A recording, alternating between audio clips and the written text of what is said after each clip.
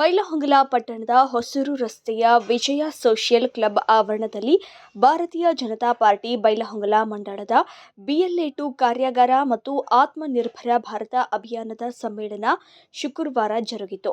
ಕಾರ್ಯಕ್ರಮವನ್ನು ಅಧ್ಯಕ್ಷತೆ ವಹಿಸಿ ಮಾತನಾಡಿದ ಬಿಜೆಪಿ ಗ್ರಾಮೀಣ ಜಿಲ್ಲಾಧ್ಯಕ್ಷ ಸುಭಾಷ್ ಪಾಟೀಲ್ ಅವರು, ಕಳೆದ 50 ವರ್ಷಗಳಿಂದ ಮತ ಕಳವು ರಾಜಕಾರಣದ ಮೂಲಕ ಕಾಂಗ್ರೆಸ್ ಪಕ್ಷ ಅಧಿಕಾರ ನಡೆಸುತ್ತಿದೆ ಎಂದು ಆರೋಪಿಸಿದರು. ಮತಗಳನ್ನ ಕದ್ದು ಚುನಾವಣೆಯನ್ನ ಕಬಳಿಸಿದ ಪಕ್ಷ ಕಾಂಗ್ರೆಸ್. ಮತದಾರರ ಪಟ್ಟಿಯಲ್ಲಿ ಹೆಸರನ್ನ ಸೇರಿಸುವಲ್ಲಿ ಪ್ರತಿಯೊಬ್ಬ ಕಾರ್ಯಕರ್ತರು ಜನರಿಗೆ ನೆರವಾಗಬೇಕು. ಇದು ಪ್ರಜಾಪ್ರಭುತ್ವದ ರಕ್ಷಣೆಯ ಮಾರ್ಗ ಎಂದು ಅವರು ಕರೆ ನೀಡಿದರು. ಕಾರ್ಯಕ್ರಮದಲ್ಲಿ ಆತ್ಮನಿರ್ಭರ ಭಾರತ ಅಭಿಯಾನದ ಕರಪತ್ರಗಳನ್ನು ಬಿಡುಗಡೆ ಮಾಡಲಾಯಿತು. ದೇಶೀಯ ಉತ್ಪನ್ನಗಳ ಬಳಕೆಯನ್ನು ಪ್ರೋತ್ಸಾಹಿಸುವ ಅಗತ್ಯವಿದೆ ಎಂದು ತಿಳಿಸಿದ ಅವರು, ವಿದೇಶಿ ವಸ್ತುಗಳಿಗೆ ಅವಲಂಬಿತರಾಗದೆ ಸ್ವದೇಶಿ ಉತ್ಪನ್ನಗಳನ್ನು ಬಳಸುವುದರಿಂದ ದೇಶದ ಆರ್ಥಿಕತೆ ಬಲವಾಗುತ್ತದೆ. ಇಂದಿನ ಭಾರತ ಯಾವ ದೇಶದ ಮುಂದೆ ಕಾಯ್ದುಕೊಳ್ಳುವ ಪರಿಸ್ಥಿತಿಯಲ್ಲ. ದೇಶ ಈಗ ಸ್ವಾವಲಂಬಿ ರಾಷ್ಟ್ರವಾಗಿ ಹೆಸರಾಗುತ್ತಿದೆ ಎಂದರು.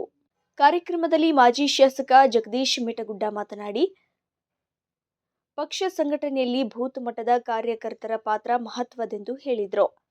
ಬಿಜೆಪಿ ಮುಖಂಡರಾದ ವಿಜಯ್ ಮೇಟಗುಡ್ಡ, ಗುರುಪಾದ ಕಳ್ಳಿ, ನಿಂಗಪ್ಪ ಚೌಡನ್ನವರ, ಗುರು ಮೇಟಗುಡ್ಡ, ಸುನಿಲ್ ಮರಕುಂಬಿ, ಜಗದೀಶ್ ಬೂದಿಹಾಳ್, ವಿದ್ಯಾರಾಮಣ್ಣನವರ, ರತ್ನಗೋದಿ, ಸಂದೀಪ್ ದೇಶಪಾಂಡೆ, ಮಂಜುನಾಥ್ ಕಲಾಲ್, ಸಂತೋಷ್ ಚೌಡನ್ನವರ, ಸಂತೋಷ್ ಹಡ್ಪದ್, ಮುದುಕಪ್ಪ ತೊಟಗಿ ಸೇರಿದಂತೆ ಬೂತ್ ಮಟ್ಟದ ಕಾರ್ಯಕರ್ತರು ಉಪಸ್ಥಿತರಿದ್ದರು.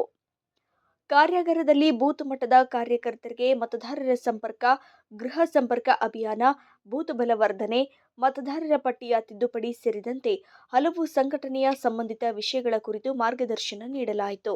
ಇತ್ತೀಚಿನ ದಿನದೊಳಗೆ 50 ವರ್ಷ ಕಾಂಗ್ರೆಸ್ ಈ ದೇಶದಾಗ ಆಡಳಿತ ಮಾಡಿತ್ತು. ಮತ ಕಳ್ಳತನದಿಂದ 50 ವರ್ಷ ಆಡಳಿತವನ್ನ ನಡೆಸಿದ ಕೀರ್ತಿ ಇವತ್ತು ಕಾಂಗ್ರೆಸ್ ಅದ.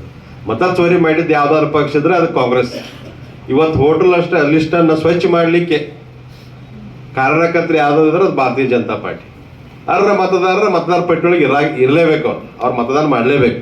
ಆದ್ರೆ ಅನರ್ಹ ಯಾರು ಮತದಾರ ವೋಟರ್ ಲಿಸ್ಟ್ನಾಗ ಯಾರದಾರಲ್ಲ ಆ ಮತಪಟ್ಟಿಗೆ ವೋಟರ್ ಲಿಸ್ಟ್ನಿಂದ ಅವ್ರನ್ನ ತೆಗೆದುಹಾಕಬೇಕು. ಅವಾಗ ನಾವು ಆಕ್ಷೇಪಣೆಯನ್ನು ಸಲ್ಲಿಸಬೇಕಾಗ್ತದೆ. ಅವರ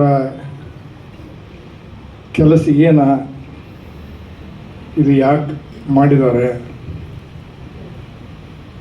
ಮತ್ತು ಇದು ಮಾಡಿದ್ರಿಂದ ಬಿಹಾರದಲ್ಲಿ NDA ಸರ್ಕಾರ 202 ಸೀಟುಗಳನ್ನು